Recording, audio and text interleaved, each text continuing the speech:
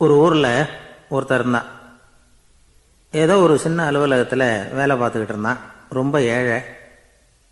வர்ற கொஞ்சம் வருமானத்தை வச்சு வாழ்க்கையை ஓட்டிகிட்டு இருந்தான். ஒரு நாள் தெரு வழியாக அவன் நடந்து வந்துக்கிட்டு இருக்கிறான். தெருவில் ஒரு காசு கிடந்தது. அதை பார்த்துட்டான். அது குனிஞ்சு எடுத்தான். அது ஒரு பழங்கால காசு. அந்த காசு நடுவில் ஒரு துளை இருந்தது. அதாவது துளையிட்ட நாணயம். பழங்காலத்தில் புழக்கத்தில் இருந்த ஒரு நாணயம் அது. துளையிட்ட நாணயம் கிடைச்சதுன்னா ரொம்ப நல்லது, அது அதிர்ஷ்டம் அப்படின்னு ஒரு நம்பிக்கை உண்டு. இவன் கையில் அது கிடைச்சதும் ரொம்ப சந்தோஷப்பட்டான். இனிமேல் என்னுடைய கஷ்டம்லாம் தீரப்போகுது, அதிர்ஷ்டம் என்னை தேடி வரும், நான் பணக்காரன் ஆகிடுவேன் அப்படின்னு சொல்லிட்டு அந்த காசை தன்னுடைய கோட்டு பையில் பத்திரமா போட்டு வச்சுக்கிட்டான். அடிக்கடி அதை தொட்டு பார்த்துக்கிறது உண்டு, வெளியில் எடுக்க மாட்டான். இப்படியே கொஞ்ச காலம் ஆச்சு.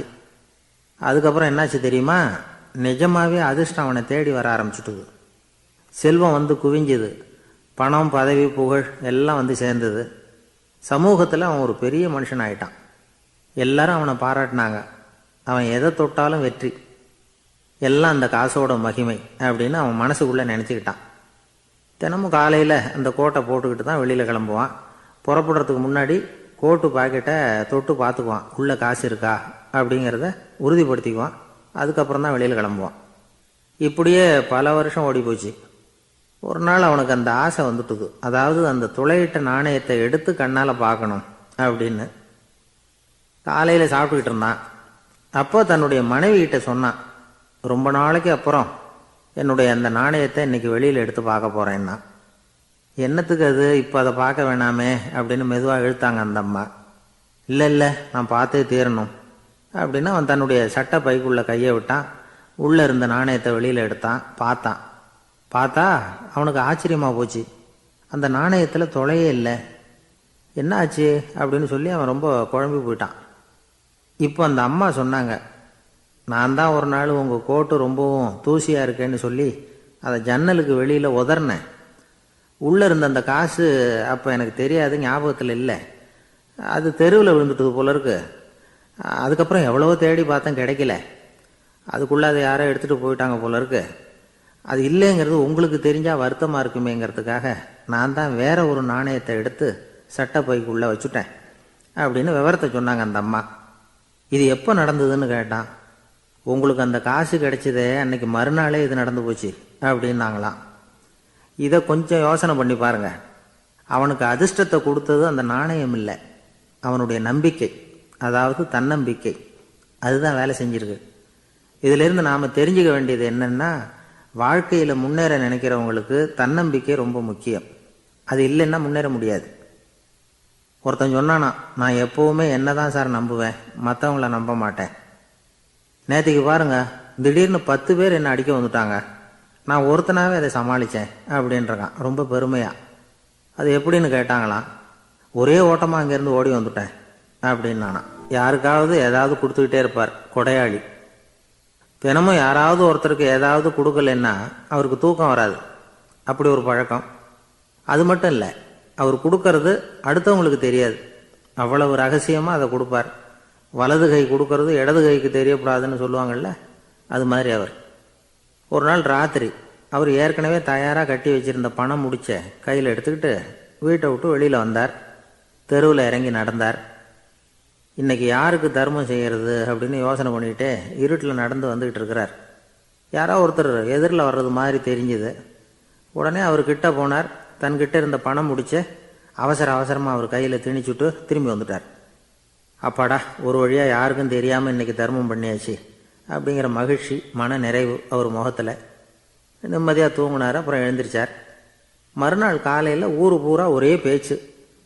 என்ன பேச்சுன்னா, நேற்று ராத்திரி ஒரு திருடன் கையில் யாரோ பணத்தை கொடுத்துட்டு போயிருக்கிறாங்க அப்படின்னு எல்லாரும் பேசிக்கிட்டு இருக்கிறாங்க. இதை கேள்விப்பட்டதும் அந்த பெரியவருக்கு ரொம்ப வருத்தமாக போச்சு. அடடா, போயும் ஒரு திருடனுக்காக உதவி பண்ணியிருக்கிறோம், பிரயோஜனம் இல்லாமல் போயிட்டுதே அப்படின்னு நினச்சார். சரி, இன்னைக்கும் யாருக்காவது உதவி பண்ணணும் அப்படின்னு முடிவு பண்ணினார். ராத்திரி நேரம் வந்தது. இவர் வழக்கம் போல் தெருவில் இறங்கி நடந்தார். கையில் பணம் முடிச்சு. எதிரில் ஒரு பொன் உருவம் மங்கலாக தெரிஞ்சது. இவர் உடனே அந்த பெண்கிட்ட பணத்தை கொடுத்துட்டு திருப்தியாக திரும்பி வந்துட்டார். மறுநாள் காலையில் ஊர் பூரா என்ன பேசிக்கிட்டாங்க தெரியுமா? நேற்று ராத்திரி நெறி தவறி நடக்கிற ஒரு பெண்ணின் கையில் யாரோ பணத்தை வச்சுட்டு போயிருக்கிறாங்க அப்படின்னு எல்லாரும் பேசிக்கிறாங்க. அடடா, இன்றைக்கும் தவறுதலாக நடந்து போச்சு அப்படின்னு ஒரு வருத்தப்பட்டார். இருக்கட்டும், இன்றைக்கும் ஏதாவது தர்மம் பண்ணுவோம் அப்படின்னு நினச்சிக்கிட்டாரு. 3வது நாள் ராத்திரியும் புறப்பட்டார். இப்பவும் எதிரில் ஒருத்தர் வந்தார். இவர் பணத்தை கொடுத்தார், திரும்பி வந்துட்டார். மறுநாள் மக்கள் என்ன பேசிக்கிட்டாங்கன்னா, நேற்று ராத்திரி ஒரு செல்வந்தர் கையில் யாரோ பணத்தை கொடுத்துட்டு போயிருக்கிறாங்க அப்படின்னு பேசிக்கிட்டாங்களாம். அவருக்கு ரொம்ப வருத்தமாக போயிட்டுது. என்ன இது தினம் இப்படி ஆகிக்கிட்டு இருக்குதே அப்படின்னு நினச்சிக்கிட்டே படுத்து தூங்கினார். அன்னைக்கு ராத்திரி ஒரு கனவு. அந்த கனவுல இறைவன் வந்து சொன்னாராம், இதோ பாருப்பா, நீ கொடுத்த தர்மம் வீணா போயிடல. உங்ககிட்ட பணம் வாங்கின அந்த திருடன் திருந்திட்டான், அந்த பொண்ணும் திருந்திட்டா, அந்த செல்வந்தனும் கொடையாளி ஆயிட்டான், எல்லாருக்கும் உதவி பண்ண ஆரம்பிச்சுட்டான் அப்படின்னு சொன்னாராம். இந்த கதையை சொன்னவர் யாருன்னா நபிகள் நாயகம். இதில் உள்ள கருத்து என்னன்னா, நல்ல மனசோட தர்மம் பண்ணுனா அது வீணா போறதில்லை. இன்னொரு கருத்து, தர்மம் வந்து தன்னை மட்டுமல்ல அடுத்தவங்களையும் தீமையிலிருந்து காப்பாற்றும். இதுதான் நாம் புரிஞ்சிக்க வேண்டியது. இந்த காலத்திலையும் இது மாதிரி சில சம்பவங்கள் நடக்கிறது உண்டு. ஒரு பெரியவர் இருட்டில் நடந்து வந்துக்கிட்டு இருந்தார். எதிரில் வந்த ஒருத்தன் வலுக்கட்டாயமாக ஒரு கையை பிடிச்சி ஒரு பண முடிப்பை கொடுத்து வச்சுக்க சொல்லிவிட்டு விலகி போயிட்டான். பெரியவருக்கு ஆச்சரியம், இந்த காலத்துலேயும் இப்படி வலது கை கொடுக்கறது இடது கைக்கு தெரியக்கூடாதுன்னு நினைக்கிற கொடையாளிகள் உண்டு போல இருக்கு அப்படின்னு யோசனை பண்ணிக்கிட்டே நடந்தார். கொஞ்சம் தூரம் போயிருப்பார். அதுக்குள்ளே அதே ஆள் திரும்பி வந்தான். கொடுத்த பண முடிப்பை திருப்பி கொடுங்க அப்படின்னு கேட்டு வாங்கிட்டான். இவருக்கு ஒன்றும் புரியல. ஏன் இப்படி பண்ணுறேன்னார். அது ஒன்றும் இல்லைங்க, கொஞ்ச நேரம் இதை உங்ககிட்ட கொடுத்து வச்சிருந்தேன், அவ்வளவுதான் அப்படின்னா. ஏன்னு கேட்டார். என்னை பின்னாடி போலீஸ் தேடிக்கிட்டு வந்துக்கிட்டு இருக்குது, அதுதான் அப்படி பண்ணேன், இப்போ போயிட்டுது, இனிமேல் ஒன்றும் பயமில்லை அப்படின்னு சொல்லிவிட்டு அவன் பாட்டுக்கு நடந்து போகிறான். ஜெருசலேம் அங்கே உள்ள ஒரு தேவாலயம். அதில் உள்ள பலிபீடத்தின் முன்னாடி ஒரு பெட்டி உண்டு. அது காணிக்கை பெட்டி. ஆலயத்துக்கு வர்றவங்க பிரார்த்தனை பண்ணிவிட்டு திரும்பி போகிற சமயத்தில் அந்த பெட்டியில் காணிக்கை போடுவாங்க. அவங்களால எவ்வளவு முடியுமோ அவ்வளவு போடுறது வழக்கம். அவங்கவுங்க வசதிக்கு தகுந்த மாதிரி போடுவாங்க. வசதி உள்ளவங்களாக இருந்தாலும் சரி, வசதியே இல்லாத வறியவர்களாக இருந்தாலும் சரி, ஆலய காணிக்கை பெட்டியில் காசு போடுறது அவங்களுக்கு ரொம்ப பெருமையான ஒரு செயல். ஒரு சமயம் இயேசு தம்முடைய சீடர்களோடு அந்த ஆலயத்துக்கு வரார். அங்கே உட்காந்து ரொம்ப நேரம் வழிபாடு பண்ணிகிட்டு இருக்கிறார். சீடர்களும் அந்த ஜபத்தில் கலந்துக்கிட்டாங்க. வழிபாடு முடிஞ்சுது. இயேசு உட்காந்துருக்கிறார். காணிக்கை பெட்டியில் காசு போடுறவங்கள கவனிக்கிறார். சீடர்களும் அதையே கவனிச்சுக்கிட்டு இருக்கிறாங்க. ரொம்ப பேர் வரிசையாக வந்தாங்க. அவங்களால முடிஞ்ச அளவுக்கு காசு போட்டுட்டு அவங்க பாட்டுக்கு போய்கிட்டு இருக்கிறாங்க. வசதியானவங்க நிறைய பேர் வந்தாங்க. அதுக்கு மத்தியில் வயசான ஒரு அம்மா, அவங்களும் வந்து காசு போட்டுட்டு போகிறாங்க. இப்போ இயேசு தன்னுடைய சீடர்கள் பக்கம் திரும்பினார். ஒரு கேள்வி கேட்டார். இப்போ இந்த காணிக்கை பெட்டியில் நிறைய பேர் வந்து காசு போட்டுட்டு போகிறத நீங்கள் கவனிச்சிங்க. இன்னைக்கு இந்த காணிக்கை பெட்டியில் ரொம்பவும் அதிகமாக காசு போட்டது யார் அப்படின்னு கேட்டார். முதல்ல வந்தார ஒரு பெரிய மனுஷன், அவர் தான் அதிகமாக போட்டார் அப்படின்னார் ஒருத்தர். 3வதாக வந்தவர் தான் அதிகமாக போட்டார், நான் கவனித்தேன் அப்படின்னாரு இன்னொருத்தர். இப்படி ஆளுக்கு ஒரு விதமாக சொல்கிறாங்க. கடைசியாக இயேசு சொன்னாராம், இன்றைக்கு அந்த பெட்டியில் அதிகமாக காசு போட்டவங்க அந்த வயசான அம்மா தான் அப்படின்னாராம். சீடர்களுக்கு ஒன்றும் புரியல. அந்த அம்மா ரொம்ப ஏழையாச்சே, அவங்க எப்படி அதிகமாக காணிக்கை செலுத்த முடியும் அப்படிங்கிறது அவங்க சந்தேகம். இயேசு விளக்குனார். நிறைய பேர் வந்தாங்க, நிறையவே காசுகள் போட்டாங்க, அது உண்மைதான். ஆனாலும் அந்த அம்மா என்ன பண்ணாங்க கவனிச்சிங்களா? வந்தாங்க, தன்னுடைய காசு பையை திறந்தாங்க, அப்படியே கொட்டுனாங்க. அதில் இருந்தது 2 காசுகள் தான். அந்த 2 காசும் காணிக்கை பெட்டியில் விழுந்துட்டுது. மற்றவங்கள்லாம் தங்கள்கிட்ட இருந்த செல்வத்தின் ஒரு சிறு பகுதியை எடுத்து பெட்டியில் போட்டாங்க. ஆனால் இந்த அம்மா தன்கிட்ட என்ன இருந்ததோ அதை அப்படியே போட்டுட்டாங்க. தன்னுடைய பிழைப்புக்காக வச்சிருந்த அவ்வளவையும் இழக்கிறதுக்கு தயாராகிட்டாங்க. அவ்வளவு தாராள மனசு அவங்களுக்கு. அதனால் அவங்க செலுத்தின காணிக்கை தான் அளவில் அதிகம் அப்படின்னார். விலை மதிப்பில்லாத முத்து புதையல் ஒருத்தனுக்கு கிடைக்க போகுதுன்னு வச்சுக்கோங்க. அதன் மதிப்பை உணர்ந்தவன் என்ன பண்ணுவான்? அதை அடையிறதுக்காக தன்கிட்ட இருக்கிற எதையும் கொடுக்கறதுக்கு தயாராக இருப்பான் இல்லையா? அது மாதிரி தான் இதுவும் அப்படின்னார். உலக மதிப்பீடுகளை துரும்பா தூசியா மதித்து அதையெல்லாம் உதறி விடுகிறவன் இறையருள் அப்படிங்கிற இணையில்லாத செல்வத்தை பெறுகிறான் அப்படிங்கிறது இதில் உள்ள கருத்து.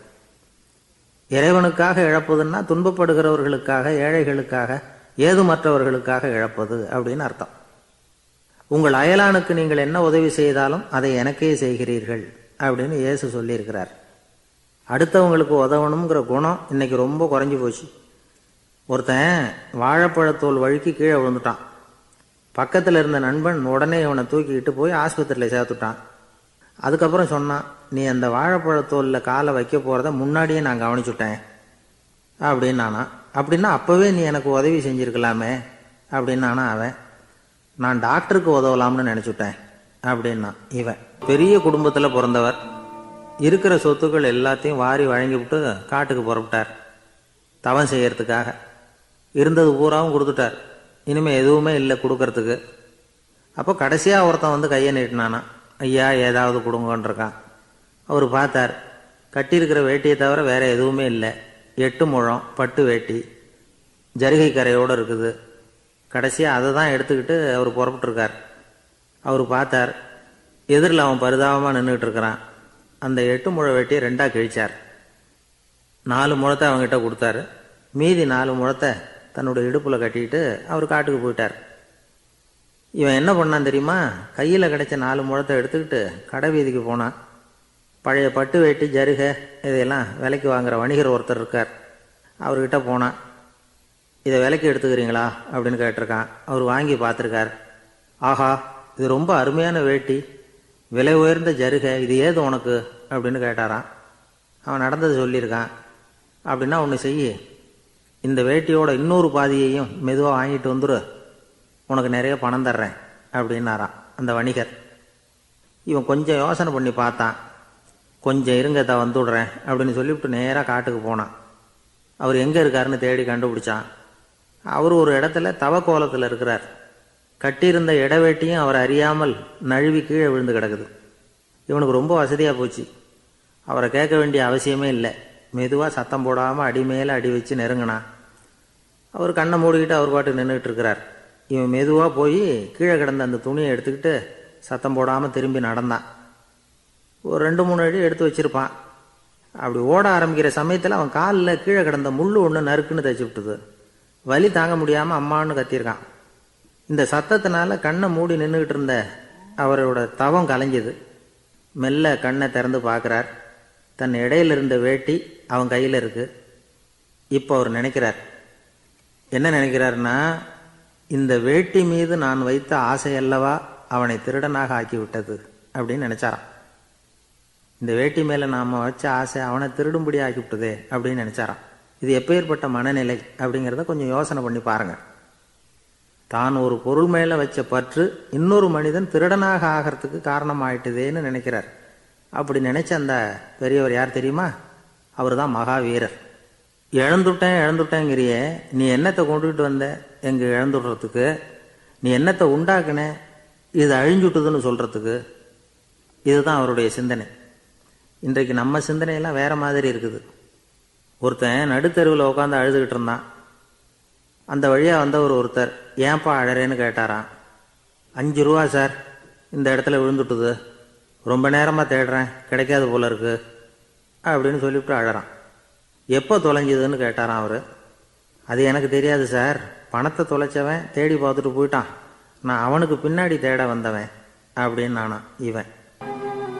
இந்த உலகத்தில் தான் மட்டும் வாழ்ந்தா போதும் அப்படின்னு நினைக்கிறவங்க உண்டு. தானும் வாழணும், அடுத்தவங்களும் வாழணும் அப்படின்னு நினைக்கிறவங்களும் உண்டு. முதல்ல சொன்ன வகையை சேர்ந்த மனிதர்கள் எப்படி தெரியுமா? எப்படியாவது தான் மட்டும் வாழ்ந்தால் போதுங்கிற நினைப்பு தான் எப்பவும் அவங்களுக்கு இருக்கும்.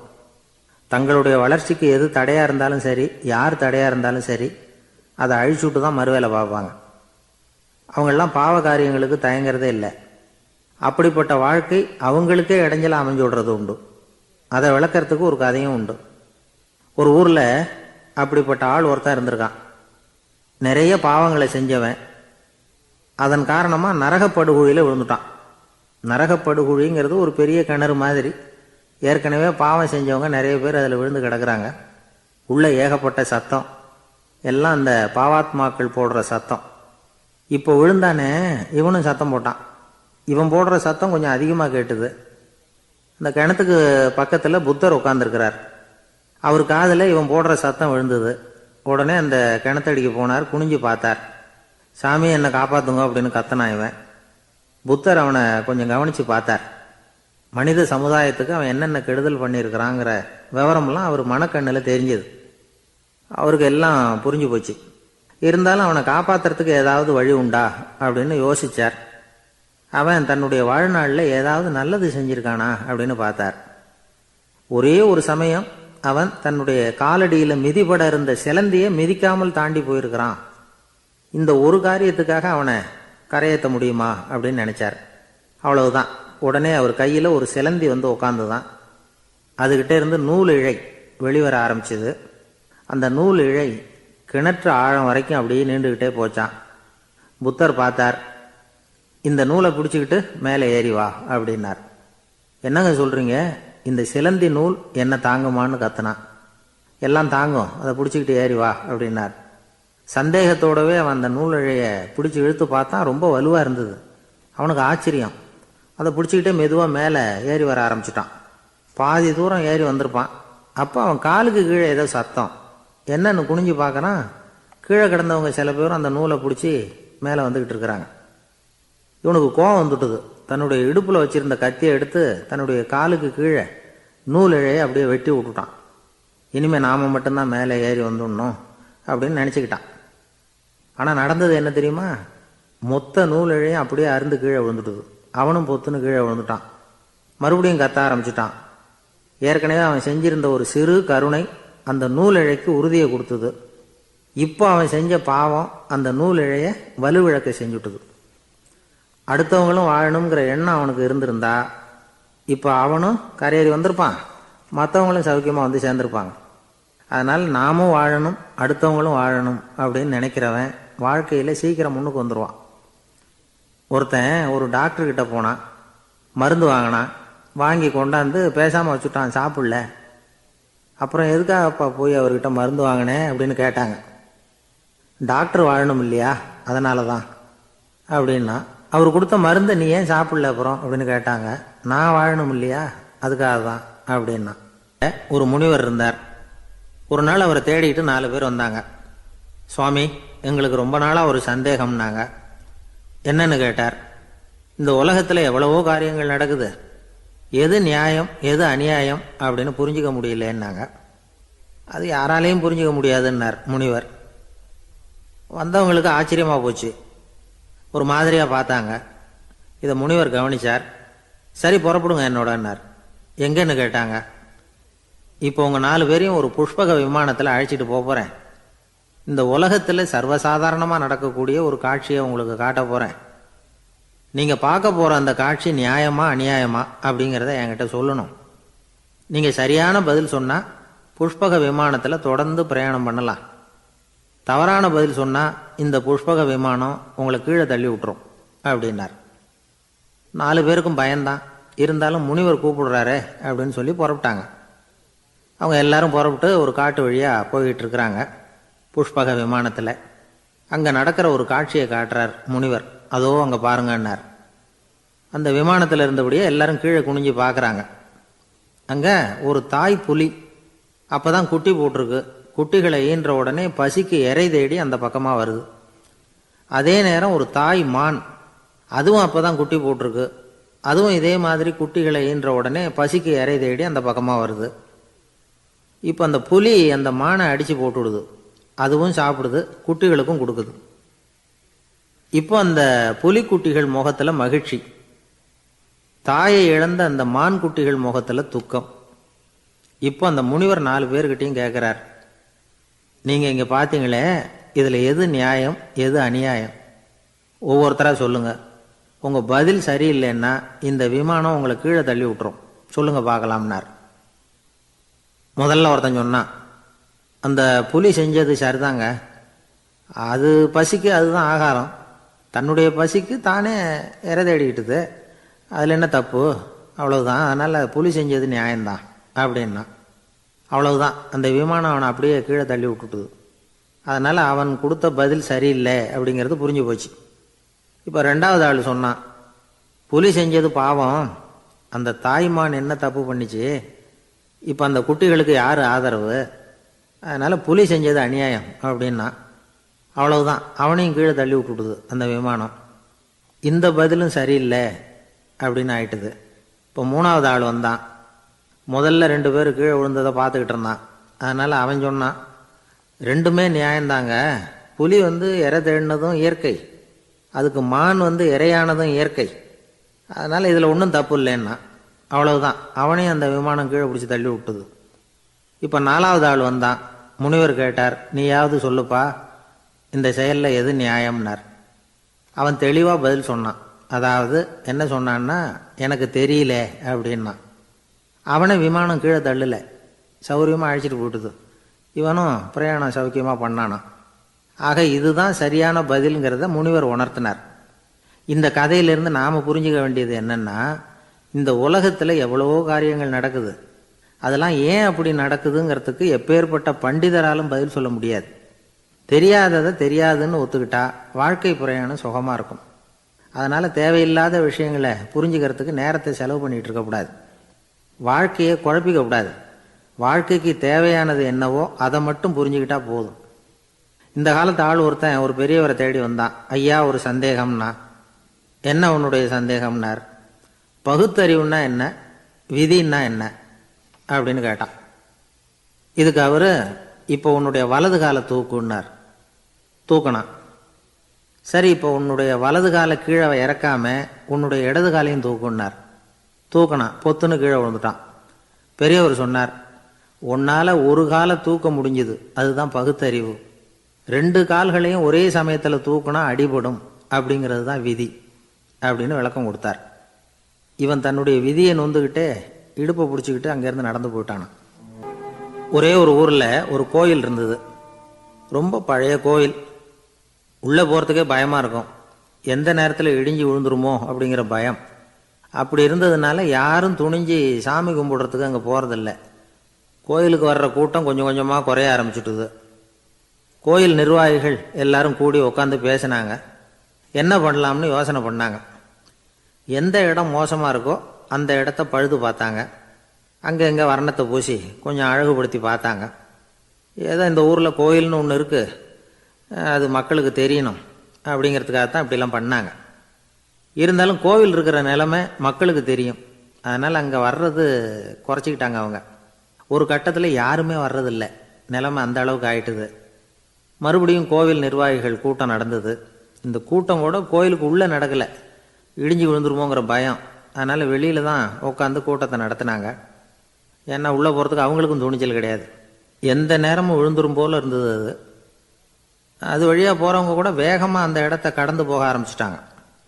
கோவில் நிர்வாகிகள் வெளியில் உட்காந்து கூட்டம் போட்டாங்க இல்லையா, அந்த கூட்டத்தில் 4 தீர்மானங்களை நிறைவேற்றினாங்க. அது என்ன 4 தீர்மானம்னா, முதல் தீர்மானம், இந்த கோவிலை இடிப்பது அப்படிங்கிற முடிவை இந்த கமிட்டி மிகவும் வருத்தத்துடன் ஏற்றுக்கொள்ளுகிறது அப்படின்னு நிறைவேற்றினாங்க. இதுக்கு பதிலாக இன்னொரு கோவிலை உடனடியாக கட்டி முடிச்சுடணுங்கிறது 2வது தீர்மானம்.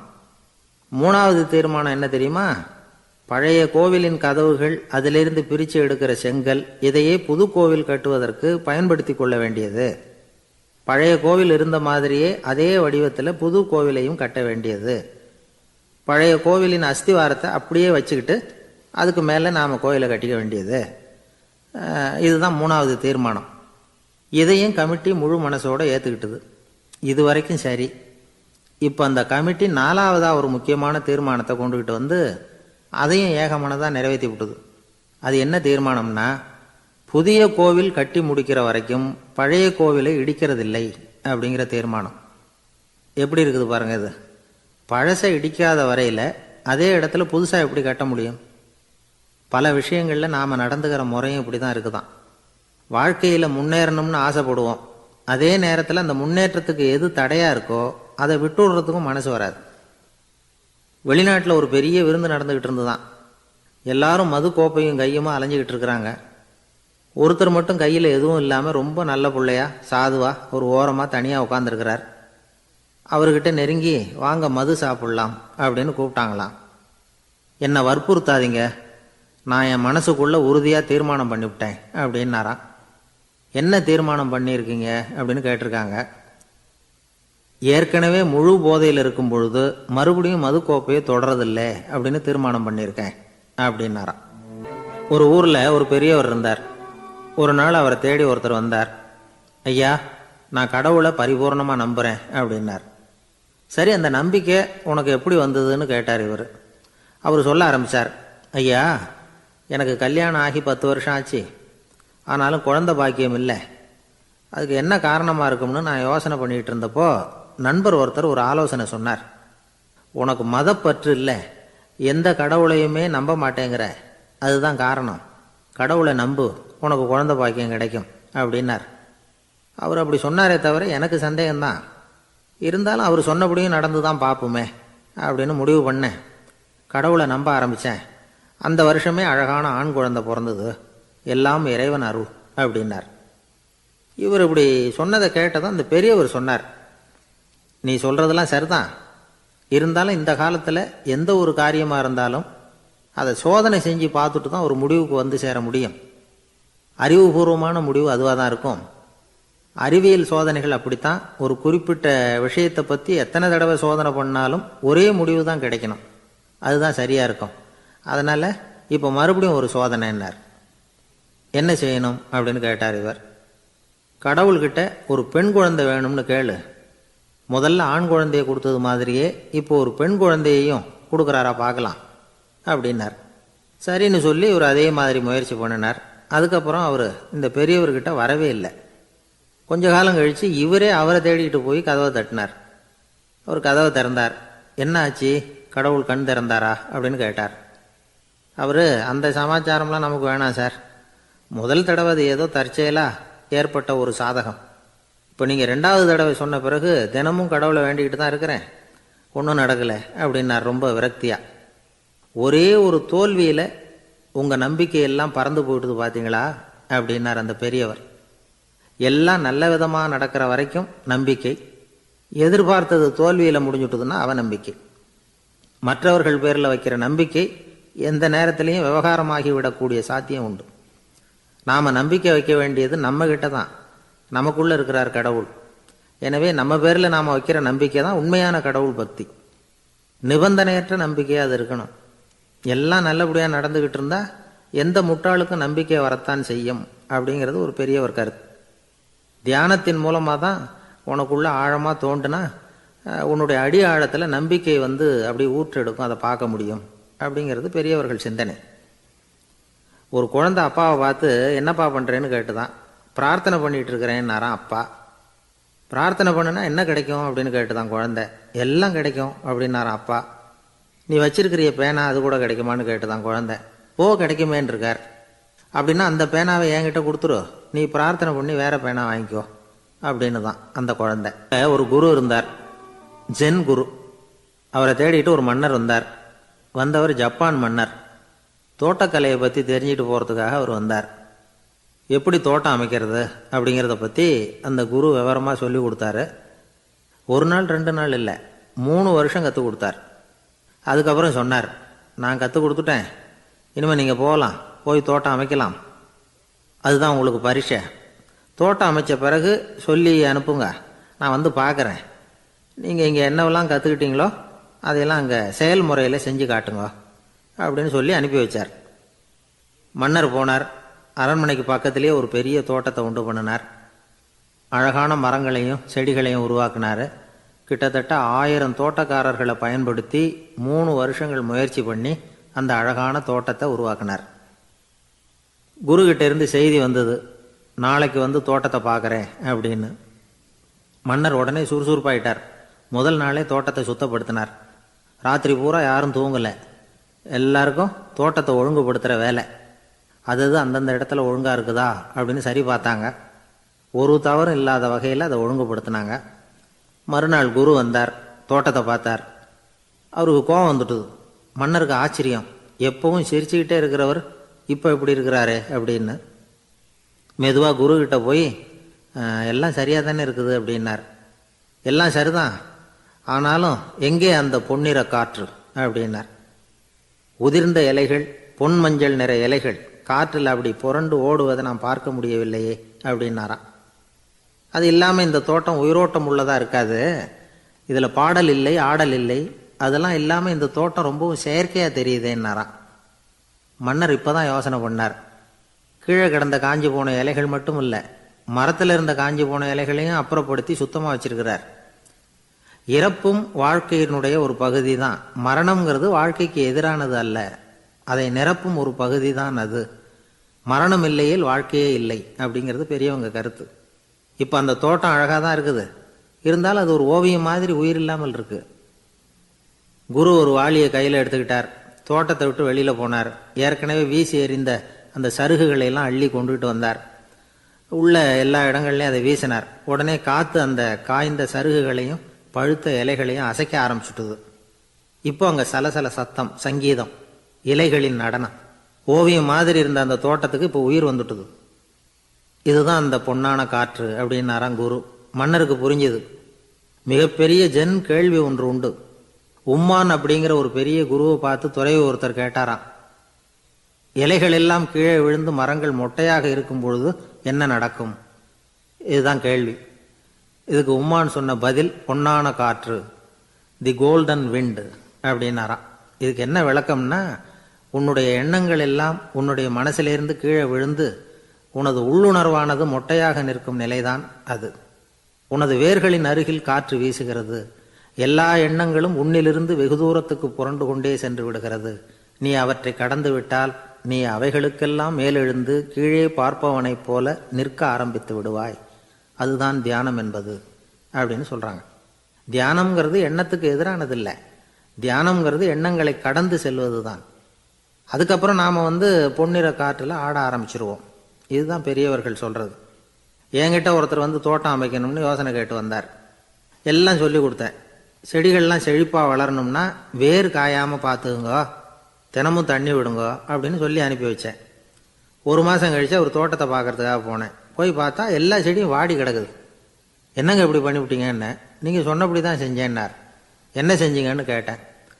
வேறு காயாமல் பார்த்துக்க சொன்னீங்க, தினமும் ஒரு தடவை எல்லா செடியையும் ஒவ்வொன்றா பிடுங்கி பார்த்து வேறு காயாமல் இருக்கா அப்படின்னு பார்த்துட்டு அதுக்கப்புறம் தண்ணி பாய்ச்சனே, அவ்வளவுதான் அப்படின்னார். ஒரு ஊரில் 4 நண்பர்கள் இருந்தாங்க. 4 பேரும் சோம்பேறிகள். 4 பேருக்கும் எந்த வேலையும் செய்யறதுக்கு உடம்பு வளையறதில்லை. இருந்தாலும் சோம்பேறித்தனத்தில் ஒருத்தருக்கு ஒருத்தர் கொஞ்சம் வித்தியாசம் உண்டு. அதுக்கு தகுந்த மாதிரி அவங்களுக்கு பேர் அமைஞ்சு போச்சு. ஒருத்தன் கால் சோம்பேறி, இன்னொருத்தன் அரை சோம்பேறி, அடுத்தவன் முக்கால் சோம்பேறி, கடைசி ஆள் முழு சோம்பேறி. இவங்க 4 பேரும் நண்பர்கள். அப்புறம் எப்படி காரியம் நடக்கும்? 4 பேரும் ஒரு வீதியில் அப்படியே நடந்து போய்கிட்டு இருக்கிறாங்க. நல்ல பசி. எங்கேயாவது சோறு போடுவாங்களா அப்படின்னு பார்த்துக்கிட்டே வந்தாங்க. அவங்க வந்த வழியில் ஒரு ரூபா காசு கிடந்தது தரையில். அவங்க கண்ணில் அது பட்டுது.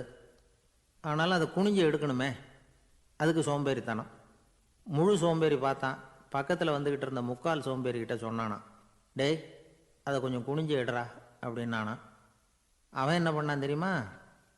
அதுக்கு அடுத்தபடியாக வந்த அரை சோம்பேறிக்கிட்ட சொன்னானா, டேய் நீ அதை கொஞ்சம் குனிஞ்சு எடுறா அப்படின்னானா. அவன் இவனை விட மோசம், அடுத்தவங்கிட்ட சொல்லியிருக்கிறான்.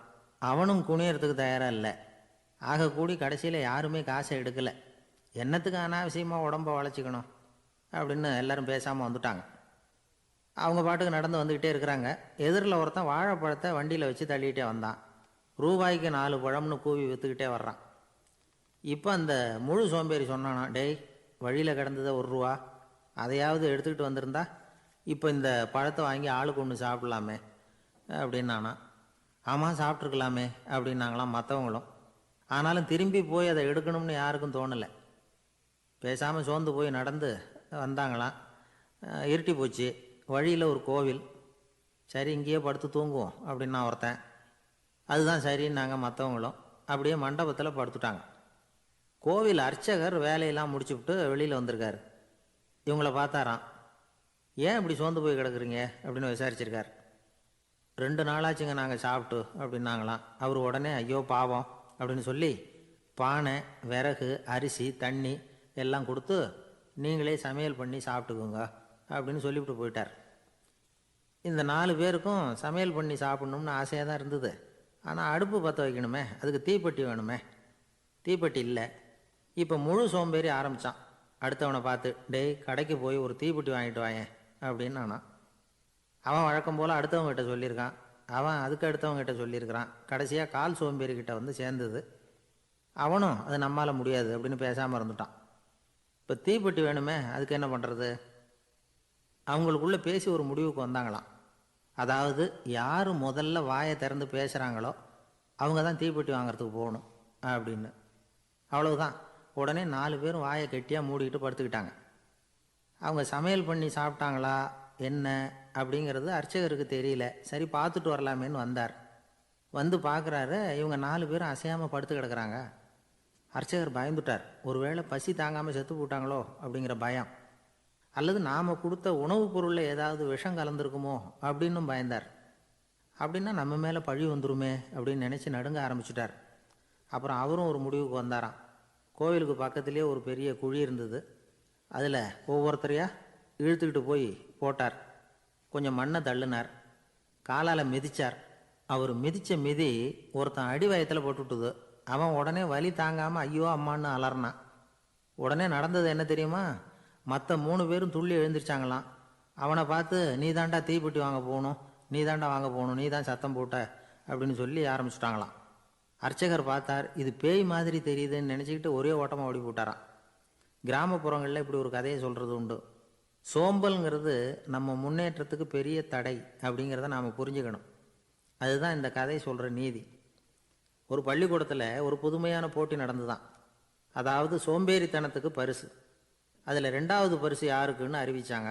ஒரு பையன் எழுந்திரிச்சு மெதுவாக நடந்து போய் பரிசை வாங்கிட்டான். அடுத்தது முதல் பரிசு யாருக்கு அப்படின்னு அறிவித்தாங்களாம். அவன் கடைசி வரிசையிலேருந்து கத்தனானான், ஐயா அதையும் அந்த பையன் மூலமாகவே கொடுத்து அனுப்பி வச்சுருங்க, இங்கே வந்தது நான் வாங்கிக்கிறேன் அப்படின்னா. ஒரு ராஜா இருந்தார். அவரும் ஒரு நாள் காலையில் அரண்மனையில் மேல் மாடத்தில் வந்து நின்றுக்கிட்டு இருந்தார். அப்போ ஒரு ஆள் வீதியில் ரொம்ப வேகமாக ஓடிக்கிட்டு இருக்கான். அதை ராஜா கவனித்தார். அவன் மனசில் ஏதோ ஒரு தவிப்பு இருக்குங்கிறத புரிஞ்சுக்கிட்டார். உடனே அரண்மனை சேவகர்களை கூப்பிட்டார். அந்த ஆளை இங்கே அழைச்சிட்டு வாங்க அப்படின்னார். இவங்க ஓடி போய் அந்த ஆளை அழைச்சிட்டு வந்தாங்க. மன்னர் முன்னாடி நிறுத்தினாங்க. மன்னர் அவனை நிமிர்ந்து பார்த்தார். எதுக்காக இவ்வளோ வேகமாக ஓடிக்கிட்டு இருக்கிற அப்படின்னு கேட்டார். இதுக்கு அவன் சொன்னான், மன்னா, நம்ம கோட்டையின் வடக்கு வாசல் இருக்கு இல்லையா, அது ஓரமாக ஒரு பெரிய பாறாங்கல் கிடக்கு. அதுக்கு அடியில் நான் ஒரே ஒரு வெள்ளி நாணயத்தை புதைச்சி வச்சுருக்கேன். அது இப்போ எனக்கு தேவைப்படுது. என்னுடைய மனைவிக்கு ஒரு பரிசு வாங்கி கொடுக்க வேண்டியிருக்கு. அதுக்காக தான் அவசரமாக ஓடிக்கிட்டு இருக்கிறேன் அப்படின்னா. மன்னர் யோசனை பண்ணார். அப்புறம் சொன்னார், அதுக்காகவா இப்படி ஓடுற? பரவாயில்ல, அதை பற்றி கவலைப்படாத. நான் உனக்கு 10 வெள்ளி காசுகள் தர்றேன், வாங்கிட்டு திரும்பி போ அப்படின்னார். இவன் தலையை சொரிஞ்சான்.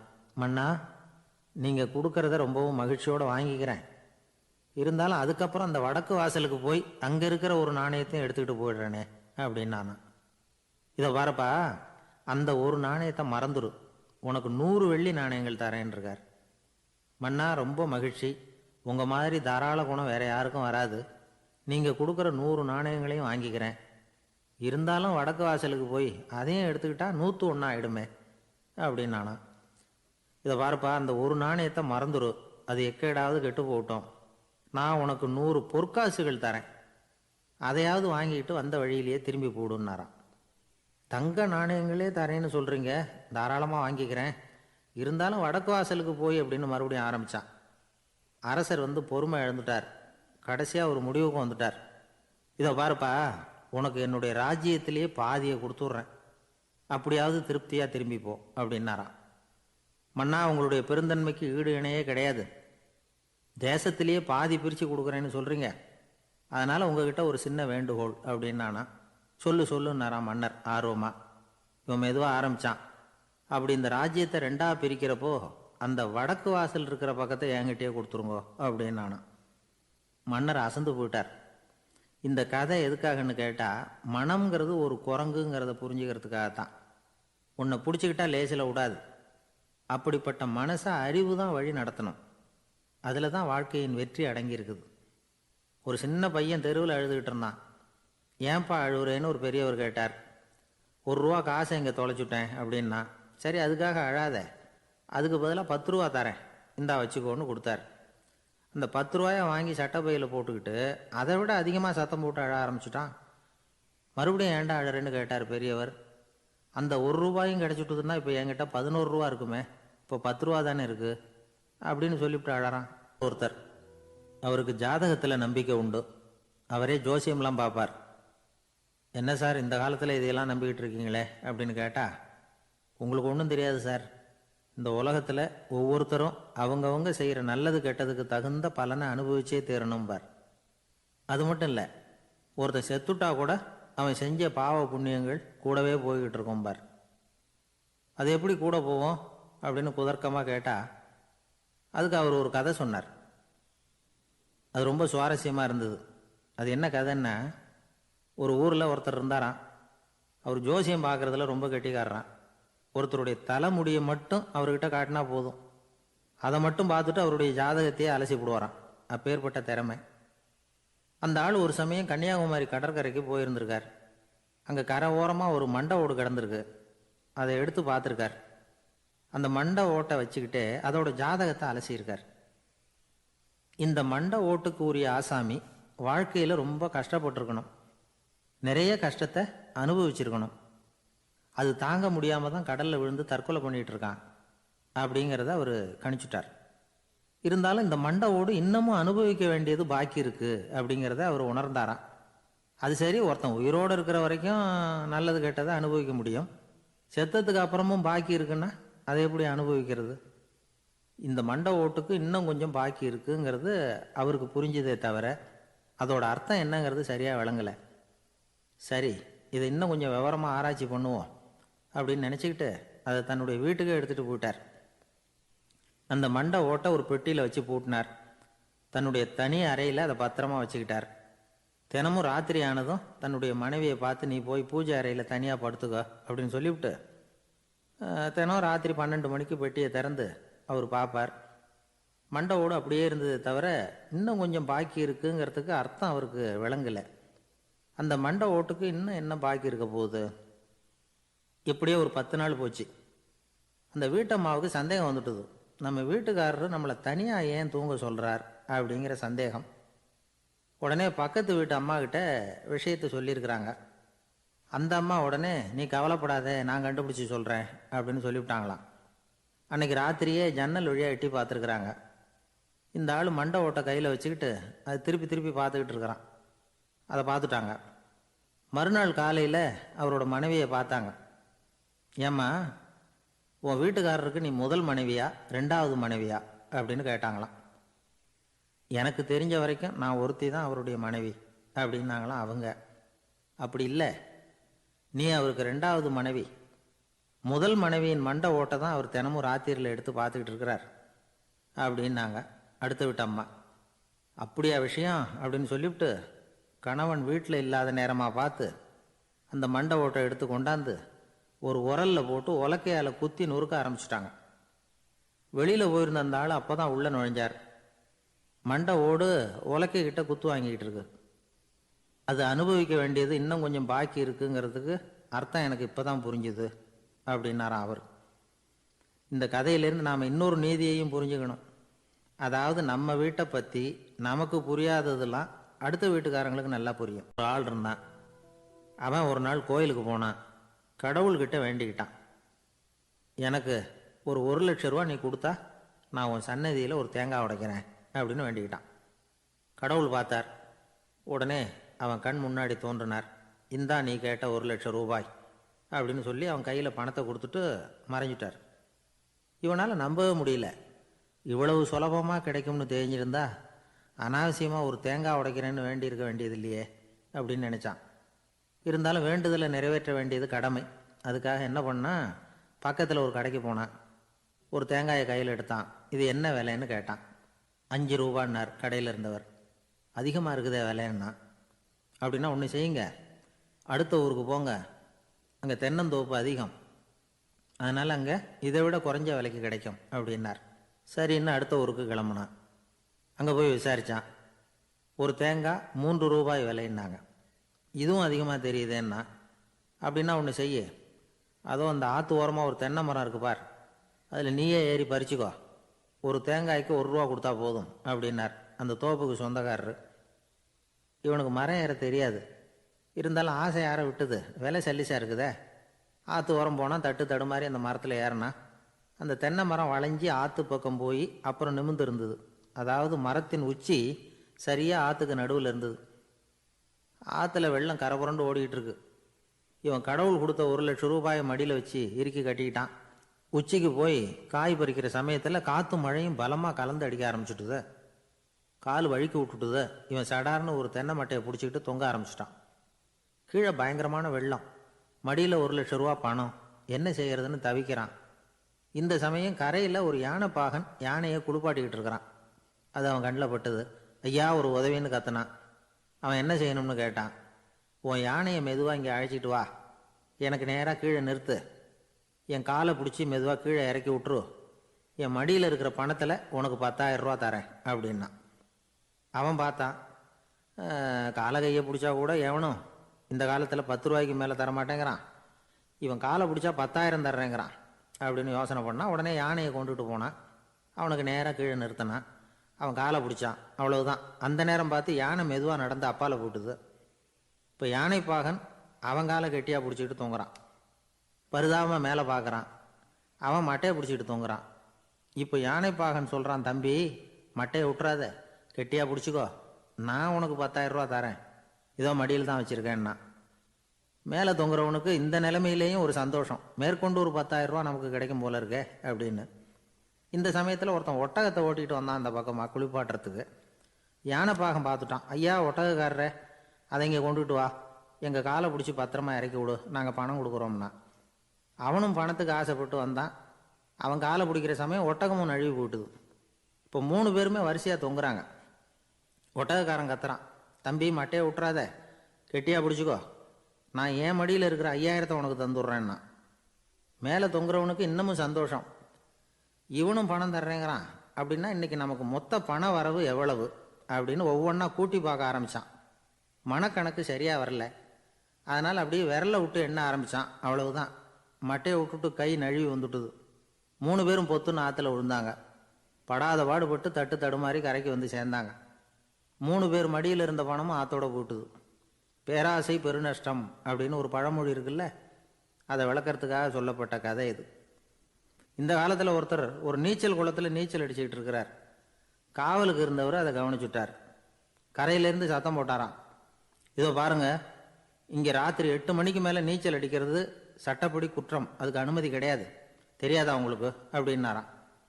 இதுக்கு அவரு, ஐயையோ நான் நீச்சல் அடிக்க வந்தவன் இல்லைங்க, சும்மா சுற்றி பார்க்க வந்தவன், தடுமாறி குளத்தில் விழுந்துட்டேன், நீச்சல் தெரியாது, அதனால் தத்தளிச்சுக்கிட்டு இருக்கிறேன் அப்படின்னு கத்துனாராம். கரையில் இருந்தவர் பார்த்தார். ஓ அப்படின்னா சரி, அதுக்கு ஒன்றும் தடை இல்லை அப்படின்னு சொல்லிவிட்டு அவர் பாட்டு நடந்து போயிட்டாராம். நிறைய பணம் சேர்த்தான். அவனுக்கு சம்பாதிக்க தெரியுமே தவிர செலவு பண்ண தெரியாது. மகா கஞ்சன். காசை கையில் எடுக்கவே மாட்டான். எடுத்தால் செலவு செய்ய வேண்டியிருக்குமே. அதனால் இப்படியே அவன் காலத்தை ஓட்டி விட்டான். வயசாயிட்டுது. அவனுடைய மனைவி ஒரு நாள் கேட்டாங்க, இவ்வளவு நாளாக நீங்கள் என்னை எங்கேயுமே அழைச்சிட்டு போனதில்லை, இப்போவாவது அழைச்சிட்டு போகக்கூடாதா அப்படின்னாங்க. எங்கே போகணும் சொல்லுன்னா. காசிக்கு போகணும், கங்கையில் குளிக்கணும்னாங்க. இவன் பார்த்தான், இதுக்கு ஏன் அவ்வளோ தூரம் செலவு பண்ணிட்டு போகணும், நம்ம ஊர் ஆற்றுலையே குளிக்கலாமே, இதுவும் புண்ணிய நதி தான், இங்கே குளித்தா அங்கே குளித்த பலன் கிடச்சிரும் அப்படின்னா. சரின்னு 2 பேரும் ஆத்தங்கரைக்கு போனாங்க. அன்றைக்கி ஏதோ விசேஷம், நிறைய கூட்டம், நிறைய பேர் குளிச்சுக்கிட்டு இருக்கிறாங்க. கரையில் சில புரோகிதர்கள் நின்றுக்கிட்டு இருக்கிறாங்க. குளிக்கிறதுக்கு முந்தி அவங்கக்கிட்ட உட்காந்தா ஏதோ மந்திரம்லாம் சொல்லுவாங்க, கொஞ்சம் காசு கொடுக்க வேண்டியிருக்கும். அதனால் இவன் என்ன பண்ணான், ஆத்தங்கரையிலேயே கொஞ்சம் தூரம் போனான். ஊரை விட்டு தள்ளி வந்துட்டான். அங்கே யாருமே இல்லை. அப்பாடான்னு சந்தோஷப்பட்டான். குளிக்கலாம்னு புறப்பட்டான். இந்த நேரம் கடவுள் பார்த்தார், இந்த கஞ்சனுக்கு ஏதாவது புத்தி போகட்டணும் அப்படின்னு நினைச்சார். உடனே ஒரு புரோகிதர் மாதிரி உருவத்தை மாற்றிக்கிட்டு அந்த ஆள் முன்னாடி வந்து நின்னார். அவனுக்கு அதிர்ச்சி, இங்கே யாருமே இருக்க மாட்டாங்கன்னு நினச்சா இங்கேயுமே ஒரு ஆள் வந்துட்டார, என்ன பண்ணுறதுன்னு யோசனை பண்ணான். புரோகிதர் உருவத்தில் இருந்த கடவுள் சொன்னார், இதை பாருங்க, இன்னைக்கு விசேஷ நாள், நீராடுறதுக்கு முன்னாடி சுயகல்பம் பண்ணிக்கிறது ரொம்ப நல்லது அப்படின்னார். என்கிட்ட பணம் எதுவும் இல்லையேன்னா. பரவாயில்ல, அப்புறமா கொடுங்க, வாங்கிக்கிறேன். ஆனால் ஒன்று, எவ்வளவு கொடுப்பீங்கிறத மட்டும் இப்போவே சொல்லிவிடுங்க அப்படின்னார். இவன் ரொம்ப யோசனை பண்ணான். ஒரு 10 பைசா தரேன் அப்படின்னா. சரின்னு ஒத்துக்கிட்டு எல்லா கிரியைகளையும் அவர் செஞ்சார். அதுக்கப்புறம் கணவனும் மனைவியும் ஆற்றுல குளித்தாங்க. அவர் போயிட்டார். கொஞ்ச நாள் கழித்து அவன் வீட்டுக்கு வந்தார் கடனை வசூல் பண்ணுறதுக்கு. வாசலில் நின்றுக்கிட்டு இருந்த அவன் மனைவி இவரை பார்த்ததும் தயங்க ஆரம்பித்தாங்க. அந்த அம்மா கிட்ட விஷயத்த சொன்னார். அந்த அம்மா ஓடி போய் உள்ளே இருக்கிற தன்னுடைய கணவர்கிட்ட சொன்னாங்க. அவன் யோசனை பண்ணான், இப்போ வெளியில் போனால் அவனுக்கு 10 காசு கொடுக்க வேண்டியிருக்கும். அதனால் எனக்கு காய்ச்சல்னு அந்த ஆளுகிட்ட சொல்லிவிடு, இன்னொரு சந்தர்ப்பத்தில் என்னை வந்து பார்க்க சொல்லு அப்படின்னா. அந்த அம்மா போய் சொன்னாங்க. அப்படிங்களா, அப்படின்னா அவரை நான் உடனே போய் பார்க்கணுமே அப்படின்னு உள்ளே நுழைய ஆரம்பித்தார். அவங்க மறுபடியும் இருங்க தான் வரேன்னு சொல்லிவிட்டு உள்ள ஓடி விஷயத்த சொன்னாங்க. இது ஏதுடா வம்பா போச்சு அப்படின்னு பார்த்தான். மனைவியை கிட்டத்தில் கூப்பிட்டான். இதோ பாரு, ஜன்னி கண்டு நான் இறந்து போயிட்டதா சொல்லிவிடு அப்படின்னா சொன்னாங்க. புரோகிதர் பார்த்தார். அப்படின்னா ஒரு வழியாக இருந்து அவருடைய இறுதி சடங்குகளையும் நானே முடிச்சுட்டு போயிடுறேன் அப்படின்னார். உள்ளே இருந்தவன் யோசனை பண்ணான், அந்த ஆள் என்னை விடமாட்டான் போல இருக்கு, அதனால் ஒரு சவப்பெட்டியில் என்னை வச்சு தூக்கிக்கிட்டு மயானத்துக்கு போங்க பார்த்துக்கலாம் அப்படின்னா. புரோகிதரும் விடுற மாதிரி இல்லை, கூடவே நடந்து போயிட்டு இருக்கிறார். அங்கே இறக்கி சடங்குகளை முடிச்சுட்டு தீ வைக்கிற நேரம் பொட்டிக்குள்ளே இருந்த நம்ம ஆள் அலறி அடிச்சுட்டு வெளியில் ஓடி வந்தான். புரோகிதர் உருவத்தில் இருந்த கடவுள் சிரித்தார். தன்னுடைய சுய உருவத்தை காட்டினார். அதுக்கப்புறம் அவனை கூப்பிட்டு, இதை பாருப்பா, ஏன் இப்படி அல்லாடுற, ஏதாவது வர வேணும்னா கேள்வித்தரேன் அப்படின்னார். அவன் யோசனை பண்ணான். பகவானே, ஒரே ஒரு வரம் தான் உங்ககிட்ட கேட்கணும்னா. என்ன வேணும் கேளுன்னார். அந்த 10 பைசா தட்சணையை தள்ளுபடி பண்ணால் போதும் அப்படின்னா. கடவுளும் சரின்னு சொல்லிட்டு போயிட்டார். இப்படி ஒரு கதையை சுவாமி சிவானந்தர் சொல்லியிருக்கிறார். செல்வந்தர்கள் பல பேர் இப்படித்தான் இருக்கிறாங்க. தாங்களும் அனுபவிக்க மாட்டாங்க, அடுத்தவங்களுக்கும் கொடுக்க மாட்டாங்க. இது மாதிரியான கஞ்சர்களுக்கு இந்த உலகம் இல்லை, அந்த உலகம் இல்லைங்கிறார் அவர். இந்த கதையில் கடவுள் கடன் வசூலுக்கு வந்தது மாதிரி